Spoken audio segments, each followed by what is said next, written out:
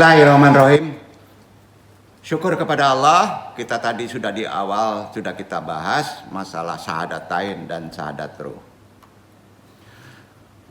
Masuk di part 2 ini terkait kajian ini, mudah-mudahan Allah meridhoi. Bismillahirrahmanirrahim.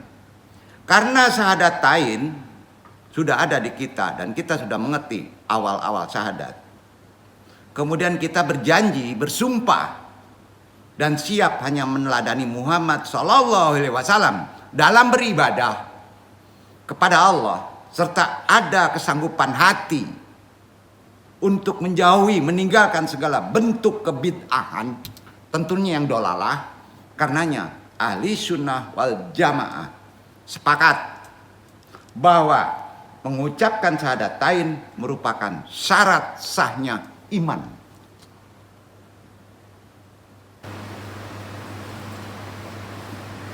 Ini disabdakan oleh Rasulullah yang matan bunyinya sebagai berikut.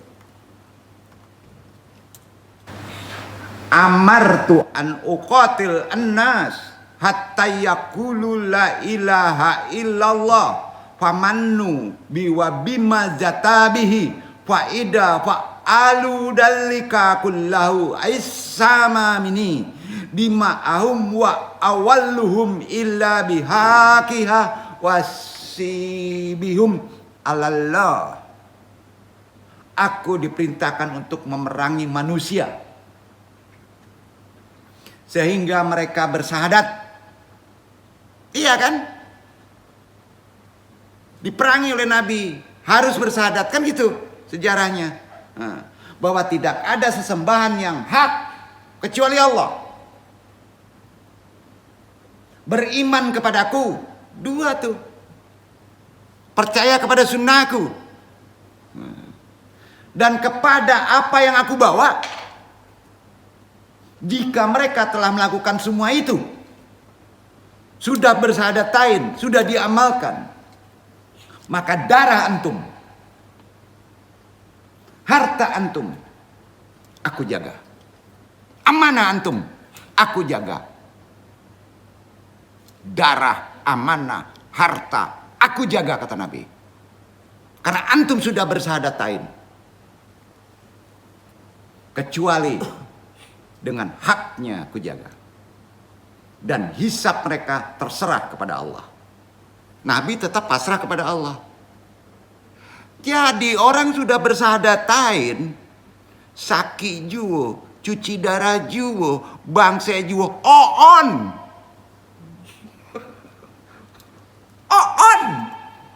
Blow on. Karena nggak dimakrifati. Benar atau tidak benar omongan anda? Udah bersahadat? Besok masih ngeluh, awas loh. Berarti nggak jalan di ilmu.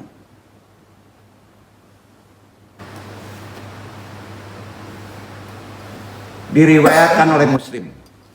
Syahid, saya nggak dijabarkan sejelas-jelasnya.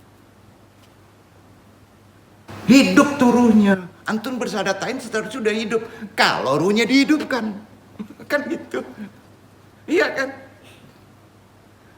Imam Nawawi berkata, hadis tadi menjelaskan tentang syarat sah diterimanya iman dan bisa menyelamatkan, menolong antum kalau antum beriman dan mengikrarkan syahadatain dan meyakininya sepenuh hati, dituntut mengimani segala sesuatu yang dibawa oleh Rasulullah. Jadi syahadatain itu juga merupakan syarat keislaman seseorang.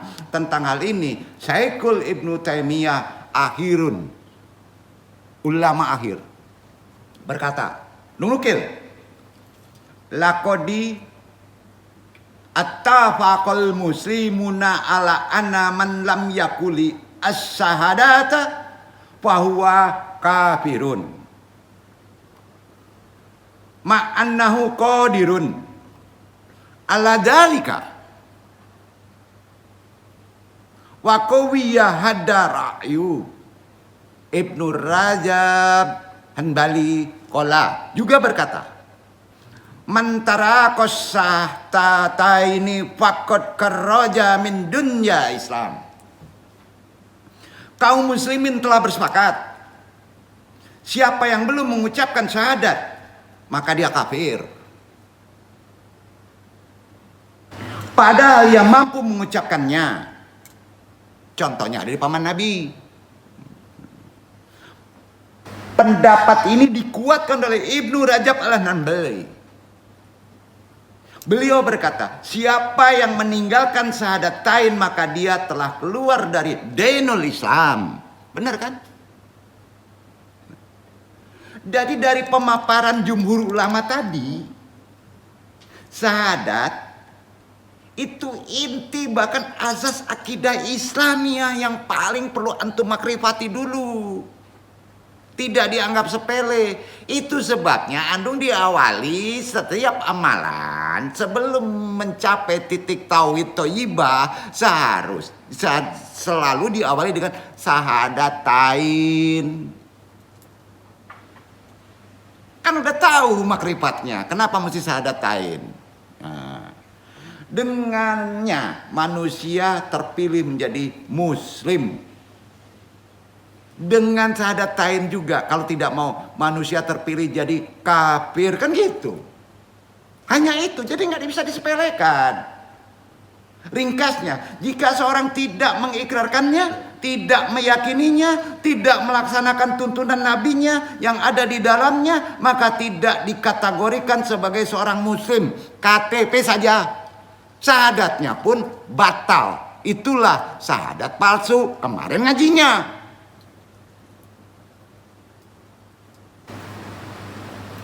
Bahkan, maaf, nggak enak nyebutnya, dilarang untuk memberikan loyalitas kepadanya sampai hari kiamat. Kalau syahadatnya hanya di mulut saja. Ayo, benar atau tidak benar kaji ini? Kan gitu. Jadi syahadat menjaga darah, harta, amanah. Makanya kalau istri kita nggak mau sholat, anak kita nggak mau sholat, syahadatin lagi. Tapi hidupkan dulu ruhnya dah. Itu kuncinya, talongsong dah. Gitulah. Logikanya gitu. Jadi jaminan menjaga darah, jiwa, agamanya merupakan agama universal. Islam itu universal. Ajarannya meliputi semua lini kehidupan. Tidak untuk pribadi saja, karena kita khalifah. Dan yang terpenting dari semua itu adalah hukum-hukum yang berlaku, aturan-aturan yang diterapkan. Terkonsep dengan sangat teliti rapi, itu Islam. Hal itu bertujuan untuk mengatur pemeluk-pemeluknya kita ini, supaya berjalan di atas syariat yang benar yang dirumuskan oleh Allah Subhanahu wa taala. Contohnya, ketika seseorang mengucapkan syahadat la ilaha illallah, maka darah, harta, amanah, jiwa pada seorang itu telah terlindungi. Yakin atau tidak yakin ini? Jadi kenapa sering tidak terlindungi? Karena kita tidak tahu konsekuensi setelah mengucapkan tadi, dianggap nggak ada. Itu masalahnya. Tidak dimakrifatinya. Karenanya Rasulullah bersabda, man qala la ilaha illallah wa yu'azzamu man dunallah faqad haramma malahu wa dammahu. Artinya, barang siapa yang mengucapkan la ilaha illallah dan mengkufuri sesembahan selain Allah, maka harta dan darahnya haram. Tegas. Haram. Namun, apakah cukup hanya dengan mengikrarkannya saja? Kita udah tahu. Cukup? Belum cukup. Asyhadu alla ilaha illallah wa asyhadu anna Muhammadur Rasulullah. Ikrar tuh, sumpah tuh. Dalam hati, Aden kalau lah jadi duduk pejabat dan korupsi beko. Hati-hati sumpah. Kalau ada sumpah itu dihidupkan ruhnya, kena antum. Konsekuensinya begitu. Betul? Belum seberapa kalau menyebut demi Allah. Masih juga diuji. Hati-hati. penyumpah itu hidupkan ruhnya orang pas bersumpah setia. Gitu. Supaya ngak. Itulah talqin zikir. Itulah inaba zikir. Makanya orang yang kena narkoba akan tunduk dengan itu. Karena si mursidnya menghidupkan ruhnya dengan syahadat ruh. Duduk. Udah pada pintar. Ulangan dong lagi. Nggak percaya? Tanya sama Abah Anom. Gimana nih? Kok marah-marah? Maaf. Kalau akidah penegasan harus sampai. Harus sampai. Apakah cukup mengikrarkannya saja? Andung nukil. Syekh Abdurrahman Hasan mensyaratkan syarat mengucapkan syahadatain. Terpeliharanya kalau benar syaratnya cekap harta antum, darah antum akan terpelihara. Jadi hadis tadi yang disebutkan ada dua hal. Man qala la ilaha illallah wa yu'azzamu man dunallah faqad harama mallahu wadamahu. Barang siapa yang mengucapkan la ilaha illallah dan mengkupuri sesembah selain Allah, maka harta dan darahnya menjadi haram. Ada konsekuensi itu. Hati-hati, ada dua hal. Pertama, mengucapkan la ilaha illallah dengan ilmu dan keyakinan harus, wajib. Harus dan wajib. Diilmui wajib. Bukan asal ngomong. Karena itu lafaz paling sempurna. Menafikan dan menghidupkan. Apanya? Ruhnya. Setelah kita sirnya dihidupkan, syahadat ruh. Paham? Paham ya? Nah, yang kedua, mengingkari semua yang disembah. Ini kan syahadat Rasul. Yang kita sembah hanya Allah. Nama zatnya Ahad. Bukan yang Maha Esa, satu pasti ada dua pasti ada tiga, bukan begitu. Maka tidak cukup dengan mengucapkan tanpa kita ada makna, ada makrifat, ada petunjuk, ada guru. Itu ditalkinkan. Tetapi harus ada pengucapan, pengamalan. Karena Rasulullah SAW tidak menjadikan pengucapan sebagai pelindung darah. Kalau di mulut saja dan harta. Hingga ia mengkufuri segala yang disembah selain Allah. Karena itu Allah tidak melihat ucapanmu. Allah tidak melihat bagusmu. Tapi Allah melihat makrifatnya di hati antum. Allah berdasarkan apa isi prasangka hambanya. Disinilah ilmu rasa main.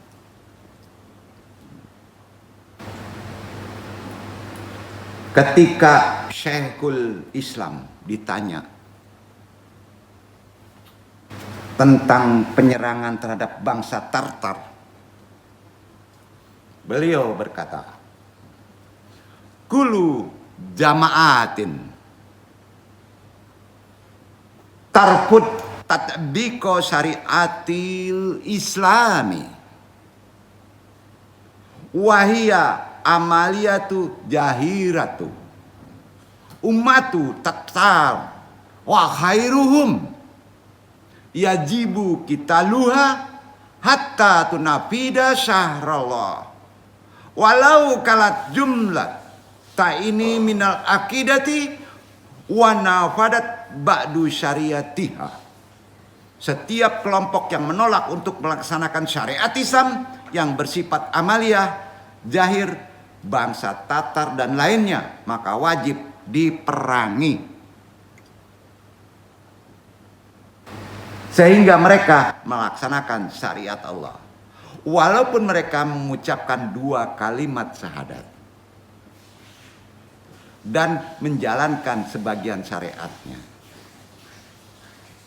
Tetap kalau tidak dimakrifati, tetap diperangi. Keras ya? Kan gitu. Jadi syahadat fadilahnya. Yakin gak nih kalau syahadat? Hanya dengan syahadat tain fadilahnya. Kalau dihidupkan dengan syahadat terus. Sebab masuk jannah. Sebab masuk surga.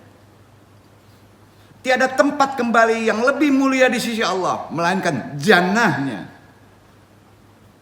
Kemudian meraih ridhonya. Itulah cita-cita kita sebagai muslim. Semua orang ini terbukti. Ketika dilontarkan pertanyaan kepada mereka, semua sepakat berharap dapat masuk surga. Jangan bohong. Lantas dengan apakah seorang bisa menggapainya? Rasulullah memberi jawaban pertanyaan ini dengan sabda beliau, Innallah haraman naro alaman kola la ilaha illallah sadiqon min qalbihi wa razia ridwani. Artinya, sesungguhnya Allah mengharamkan neraka, diharamkan neraka bagi orang yang mengucapkan la ilaha illallah, tiada sembahan yang berhak selain Allah, dengan ikhlas, dengan makrifat pada hatinya dan mengharapkan hanya ridha Allah saja. Itu itikad, itu akidah. Ridho antum, mintalah ridho dulu. Ucapkan thayyibah. Lafazkan zikir tauhid. Sebab jannah. Jannah itu bukan nanti saja.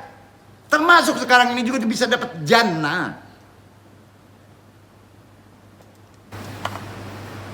Dan Rasulullah juga bersabda, Man qala sahadatan la ilaha illallah dakhalal jannah. Mama amila min amilin. Barang siapa yang mengucapkan syahadat la ilaha illallah, niscaya akan masuk surga, betapapun amal yang telah diperbuatannya sedikit.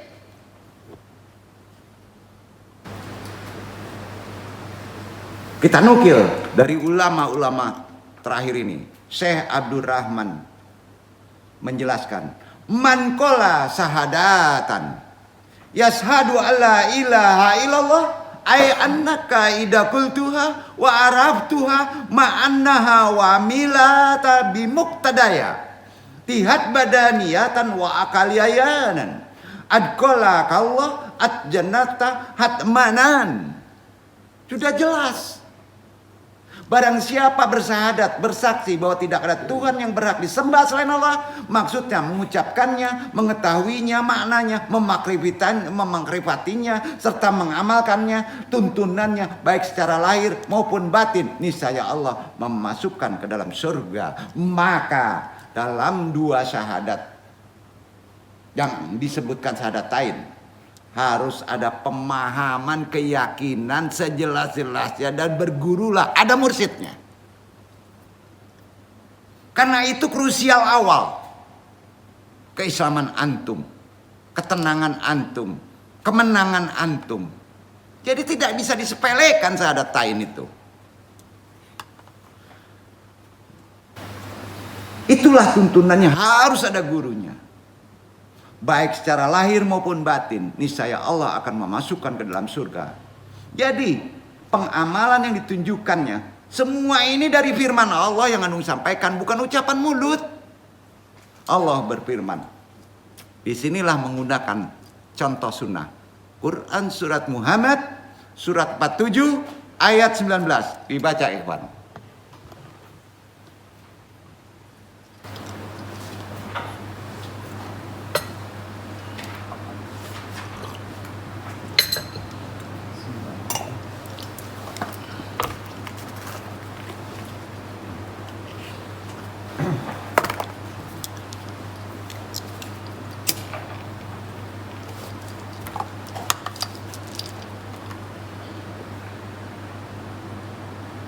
فاعلم أنه لا إله إلا الله واستغفر لذنبك وللمؤمنين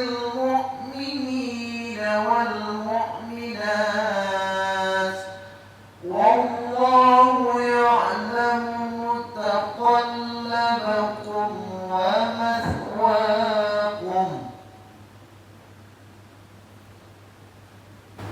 Maka ketahuilah bahwa sesungguhnya tidak ada Tuhan yang hak melainkan Allah, dan mohonlah ampunan bagi dosamu dan bagi dosa orang-orang mukmin laki-laki dan perempuan. Dan Allah mengetahui tempat kamu berusaha dan tempat tinggalmu. Sepakat? Quran tadi nggak perlu andung jabarkan lagi. Maka ketahuilah, ikhwan akhwat semuanya, kalau ada akhwatnya, bahwa tidak ada ilah yang hak melainkan Allah.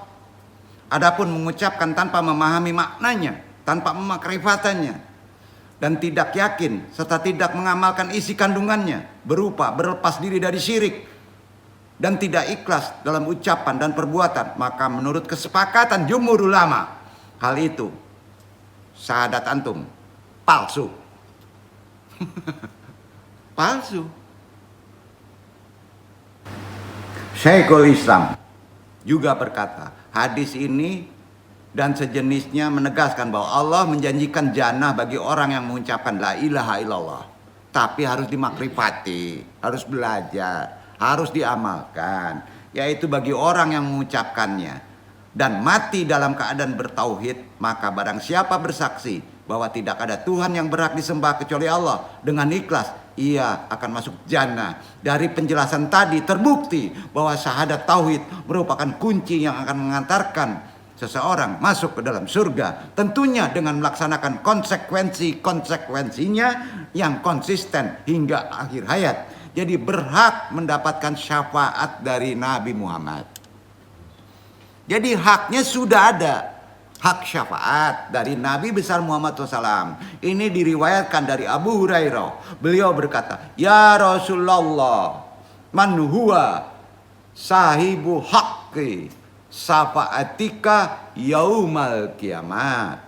Wahai Rasulullah, siapa orang yang berhak menghadapkan syafaatmu kelak pada hari kiamat? Rasulullah bersabda lagi, laqad jannantu ya Abu Hurairah an la yas'alani an hadal haditi aw awalu min kalama ra'aitu min hariska alal haditi asdun nasi bisyafaati yaumal kiamati man qala la ilaha illallah kalisan min qalbihi aw nafsihi. Sungguh saya sudah mengira, wahai Abu Hurairah, bahwa tidak ada seorang pun yang mendahuluimu bertanya mengenai hadis ini. Karena saya melihat kamu sangat rakus terhadap hadis. Orang yang paling bahagia mendapat syafaatku pada hari kiamat ialah orang yang mengucapkan la ilaha illallah, ikhlas dari hati atau dari dirinya. Diriwayatkan oleh Bukhari nomor 99. Jadi syafaat tertinggi di luar Nabi adalah Abu Hurairah. Ya, karena dia rakus mengkaji sunnah Rasul. Rakuslah menjadi sunnah Rasul, pelajari itu sunnah Rasul. Ya. Cara belajarnya gimana? Diamalkan. Sampai siapa yang belajar ilmu hadis? Halo? Ada konsekuensi antum belajar ilmu hadis tanpa dimakrifati dan diamalkan. Ada konsekuensi, berbahaya. Nakut-nakutin nendung ya? Udah, nggak usah belajar hadis, belajar makrifat aja.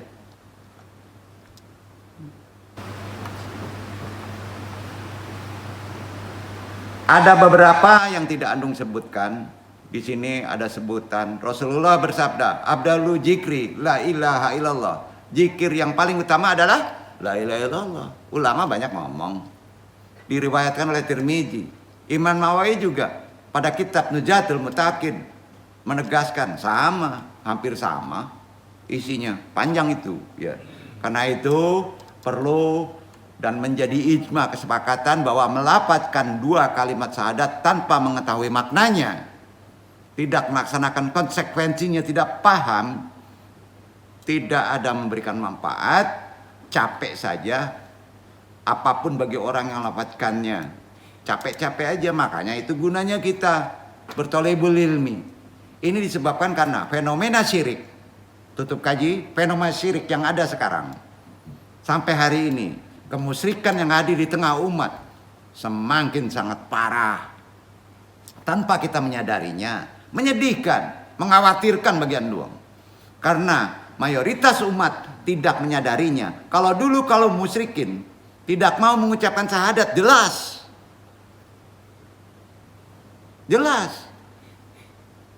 tidak mau mengucapkan syahadat lantaran paham konsekuensinya. Loh, betul kan? Paham dia. Jadi gimana? Hari ini banyak orang yang mengucapkan kalimat tauhid syahadat sampai syahadatain dan mengaku dirinya sebagai muslim. Namun kenyataan mereka sangat jauh dari tuntunan syahadat secara amalan. Tanpa sadar mereka terjerembab dalam berbagai jenis kesyirikan yang antum tidak sadarinya. Semua berawal dari kebodohan terhadap konsekuensi syahadat yang mereka ikrarkan. Mengomentari hal ini, banyak ulama mengingatkan, dahulu orang musyrik mengingkari la ilaha illallah baik lafaz maupun maknanya, akan tetapi kaum muslimin hari ini mengikrarkan syahadat secara lisan namun mengingkari maknanya. Dibalik, bahaya itu. Para ulama menjelaskan konsekuensi syahadat dari dulu sudah dijelaskan. Ada di dalil Al-Quran, As-Sunnah. Karena mayoritas ayat-ayat Al-Quran adalah tauhid.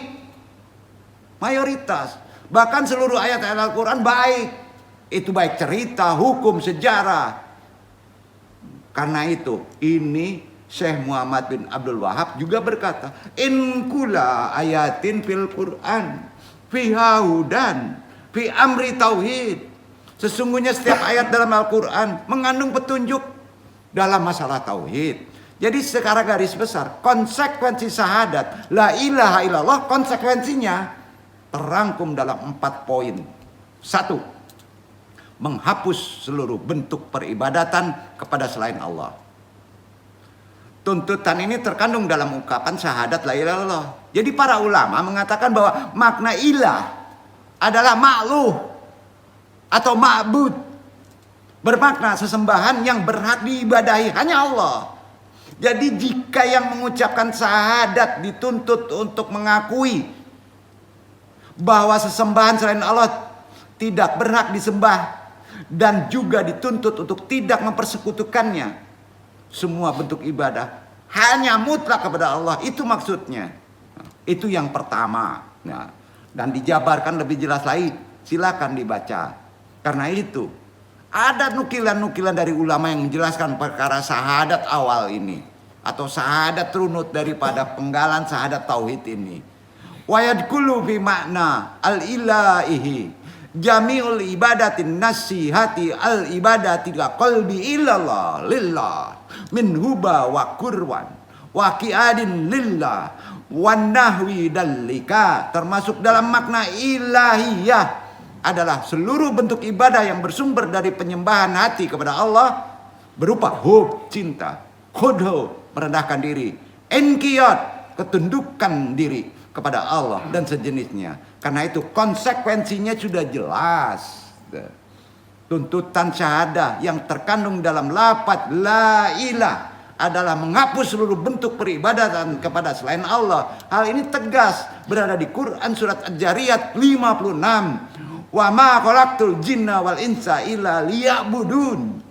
Tidaklah aku menciptakan jin dan manusia kecuali untuk beribadah kepadaku. Disinilah Allah menggunakan huruf ma dan la sebagai alat untuk membatasi, yaitu membatasi ibadah hanya untuk Allah, meniadakan seluruh bentuk ibadah kepada selain Allah. Karena itu para mufassirin mengatakan bahwa maksud bidun adalah haduni, yaitu agar antum semuanya bisa menegaskan aku dalam beribadah.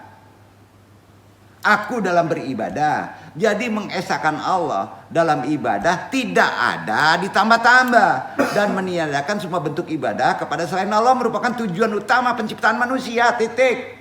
Jika ini belum dilaksanakan oleh manusia, maka sia-sialah hidup antum. Begitu pula syahadatnya batal jika tujuan di atas tidak terrealisasi. Batal. Karena itu tuntutan syahadat yang terkandung dalam ilah adalah meniadakan, berlepas dari 4 hal tadi.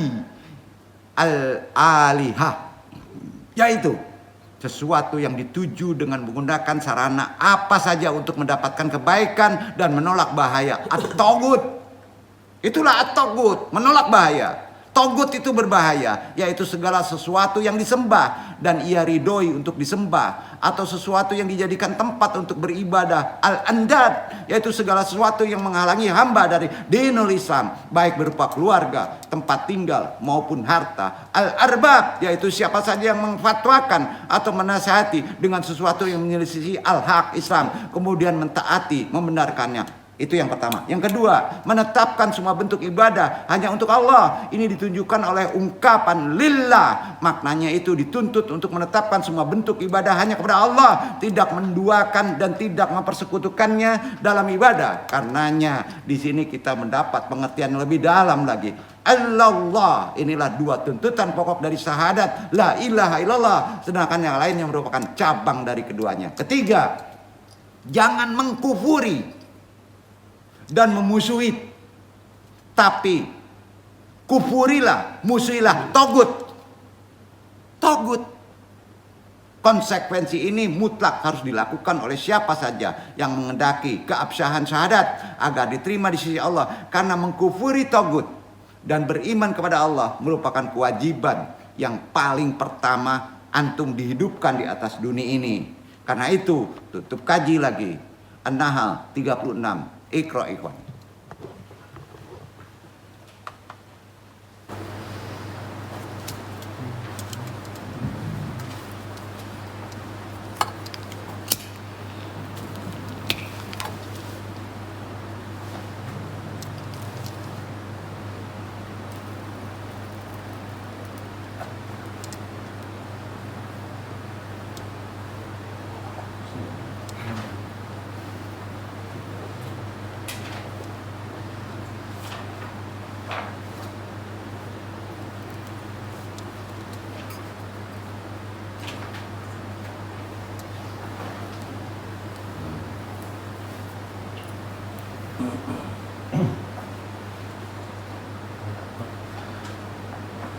ولقد بعثنا في كل أمة رسولا أن اعبدوا الله واجتنبوا الطاغوت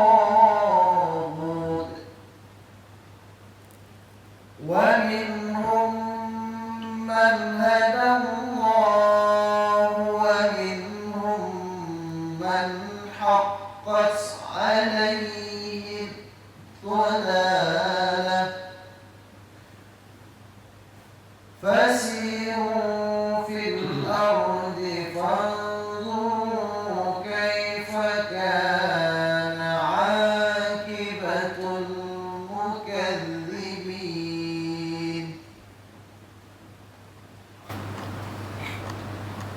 Dan sesungguhnya kami telah mengutus Rasul pada tiap-tiap umat untuk menyerukan, sembahlah Allah saja dan jauhilah tagut itu.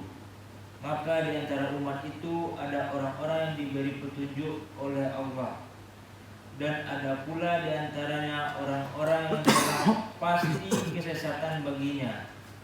Maka berjalanlah kamu di muka bumi dan perhatikanlah bagaimana kesudahan orang-orang yang mendustakan rasul-rasul. Apa itu kategori togut? Kategori togut salah satunya undang-undang hukum di luar Islam.